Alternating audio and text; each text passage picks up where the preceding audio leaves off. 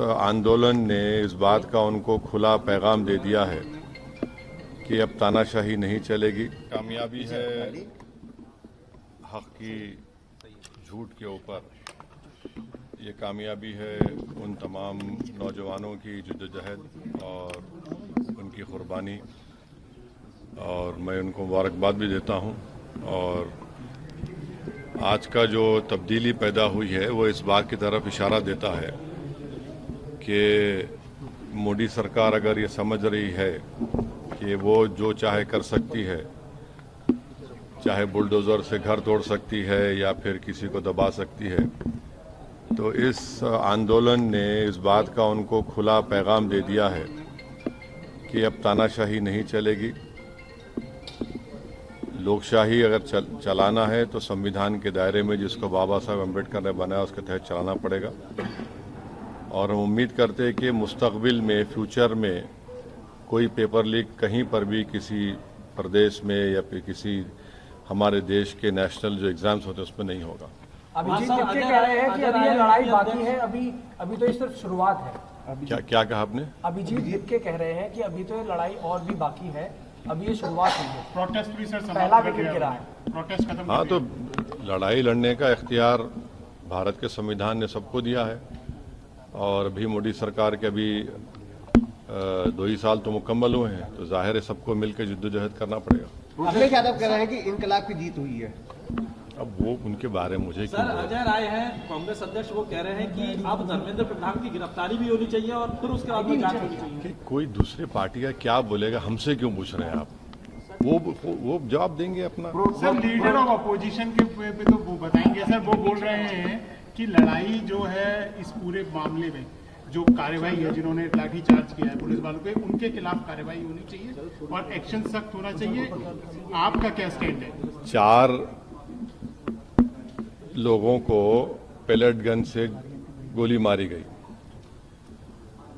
और एक की तो आंख ज़ाय होने वाली है। इस पर एक्शन होना जरूरी है कि कैसे पेलेट गन इस्तेमाल किया गया, और जिन लड़के लड़कियों का लाठियों से सर फोड़ा गया है वो वीडियो विजुअल्स तो सारी दुनिया ने देखे हैं। और वो मसला दिल्ली हाई कोर्ट में भी गया है, अब शायद सुप्रीम कोर्ट भी उसमें सुनवाई होगी। तो सरकार को चाहिए कि ये कैसे हो रहा है। तो यकीनन ये पेलेट गन आप देखिए कि जब जम्मू कश्मीर में इसको इस्तेमाल किया गया था, करीब मेरे ख्याल से अगर मैं गलत ना कहूँ तो 1000 के ऊपर लोगों को पेलेट गन से मारा गया था। उसमें से 50-60 लोग बिल्कुल देख नहीं सकते हैं। तो पेलेट गन का इस्तेमाल जिन 4 युवाओं पर हुआ है उसकी तो तहकीकात होनी चाहिए। एक तो मंसूरी है जबलपुर मध्य प्रदेश के, जो BA MBA करे। एक इसमें कोई आपकी बरादरी का आउटलुक का जर्नलिस्ट है।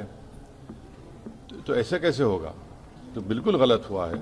और जिन लड़कियों को आपने उनसे बदसलूकी की, बल्कि वो तो सेक्सुअल असॉल्ट भी हुआ उनके ऊपर, वो भी कैमरा वीडियोस में कैद है। तो इस पर यकीनन एक्शन होना चाहिए। 36 दिन बाद इस्तीफा आया इतने कियोस्क के बाद, तो आपको लगता है कि सरकार ने देरी की है इसमें?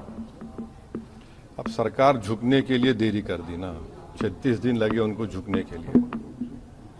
शिक्षा व्यवस्था में कुछ सुधार अब होना है सर, इसमें किस तरह की? उत्तर प्रदेश में कितने पेपर का लीक हुआ बताइए? कितने पेपर्स का लीक हुआ है? तो हम उम्मीद करते हैं कि ये देखिए, सरकार कह रही है कि 2024 में कानून बनाया पेपर लीक के खिलाफ, उसमें 10 साल और 1 करोड़ का फाइन लगाया। अब आप कह रहे हैं कि 10 करोड़ का फाइन होगा।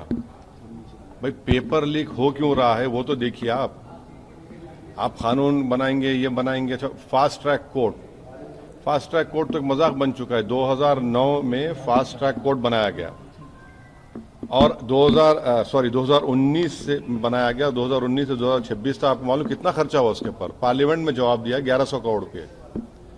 और अभी भी पूरे देश में 2,65,000 केसेस फास्ट ट्रैक कोर्ट में चल रहे हैं। अभी बैकलॉग है। उत्तर प्रदेश में 71% बैकलॉग है। तो ये सरकार के बोलने में और करने में बहुत फर्क है। चलिए, थैंक यू।